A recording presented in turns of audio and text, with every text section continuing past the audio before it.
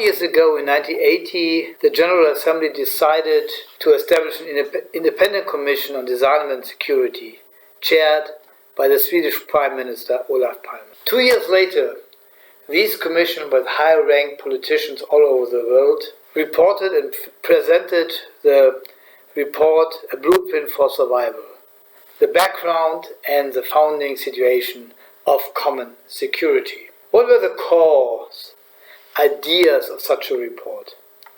The first one was that the world is interdependent and not any problem can be solved without another.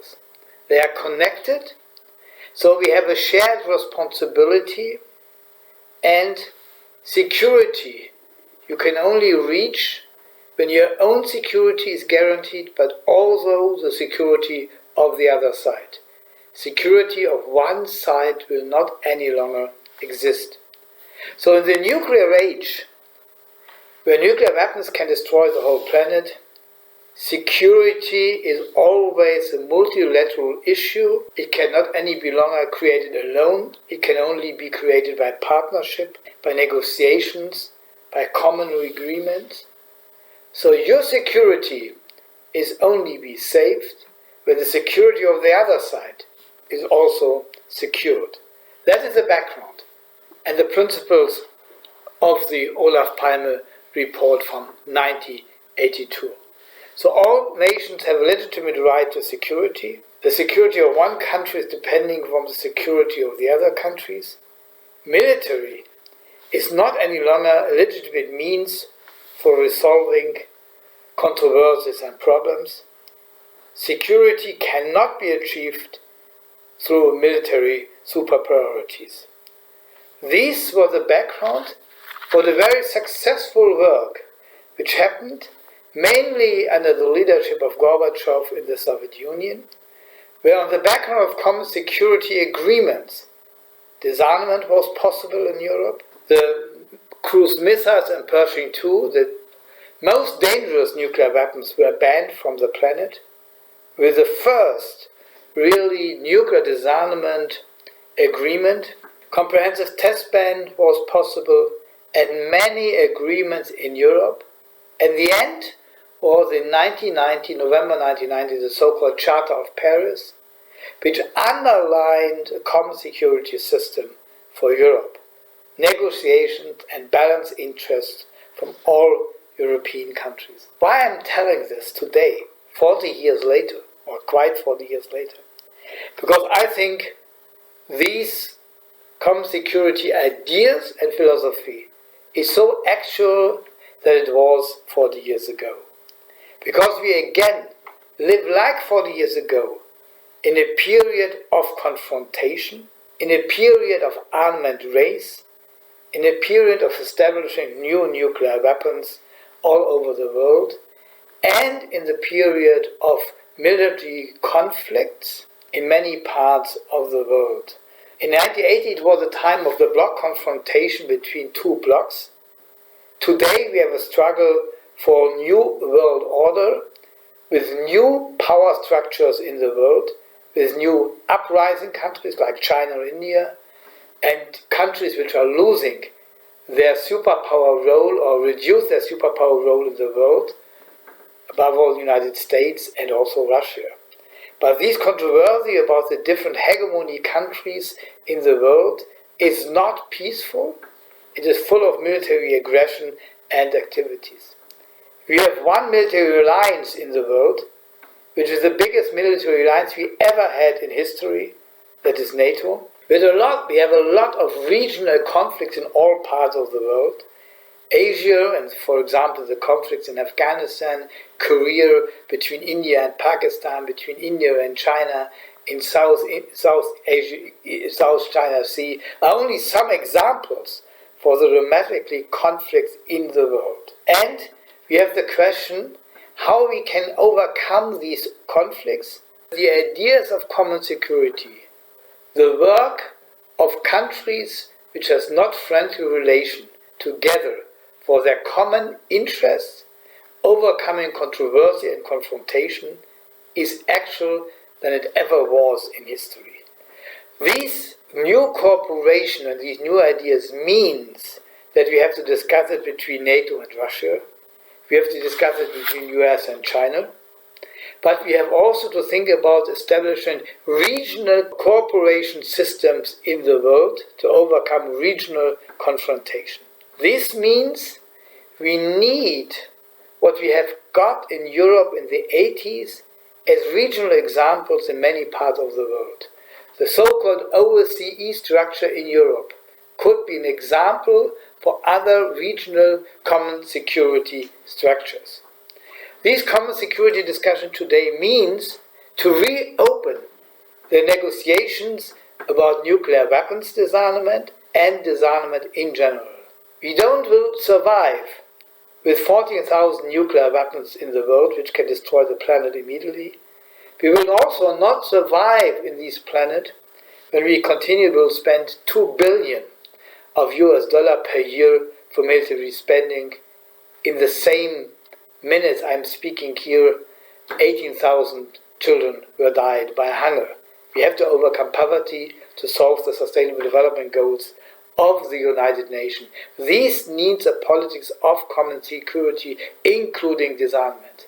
Or can anyone imagine that we can solve the global problems in the world in a situation where the big countries are in confrontation to each other, where there are not negotiations are the main point, but rockets and aircraft are dominating the international situation? This will never solve. We will not solve the climate agreement of Paris. We will not solve the biodiversity contract when we are not coming back to more cooperation, above all between the big powers, but also in the different regions. So common security today means the regionalization of common security as a doctrine for regions. Above all for the Korean Peninsula, which even not have a peace treaty. And the two countries are still in war. So the first step of common security for these regions means to stop war, to come to ceasefire, to come to an agreement about a peace treaty, and then develop cooperation systems in both parts of Korean Peninsula, which include nuclear and general disarmament. Common security today means also to manage the ecological crisis and to come to international structures which can solve ecological crisis, above all the climate crisis and the climate disaster. And this means the countries have worked much closer together. Climate will not stop at any borders. Like the pandemic will also not stop at the borders. Also for solving the problems of the pandemic in the world, we need cooperation systems. This includes always disarmament, not only because we are needing the money, but also armament race and cooperation structures are in opposition to each other. And this also means we have to reduce and dissolve military alliances, and this is mainly a question to NATO. Cooperation systems of common security means to strengthen the international peaceful organizations, above all the United Nations. But this also means the democratization of the United Nations. It could not be any longer possible that some countries have more rights than the others. Equality is also a part of common security. This will not happen without peace movement and other social movement. This is a big new other situation than it was in the 80s. In the 80s, the social movements, above all the peace movements, does not play any role in developing common security. When we are looking to these biggest common security conference in Helsinki in 1975, which come to the agreement for Europe, there was no Congress alternative or additional of social movements. Only the heads of states were coming together. I think coming back to common security structures in the world today means to engage the social movement and the peace movement. They will play a very important role as a driver in the direction for common security, in pushing the ideas in common security, in overcoming old traditional military structures, and in fighting for a more peaceful structure in the world. So the peace movement and social movement are a very important partner in the direction of more common security structures in the world. Common security is impossible without the role of social movements and peace movements. This brings me to my last point.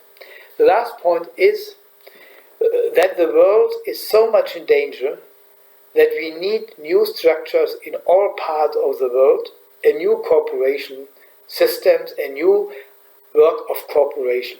This has to start at home. No one should say my neighbor should start. We have to start at home, and that means that peace movement has to develop much more pressure on their own government to force these government going steps in the direction of common security, and has much more to engage the people's power in their agreements and in their activities.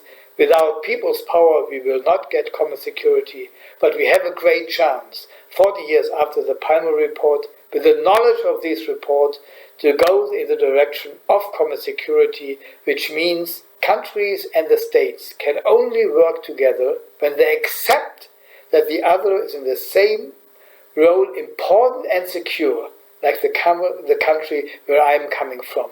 Common security means common interests, common engagement, and to overcome old structures of enemy building. Thank you.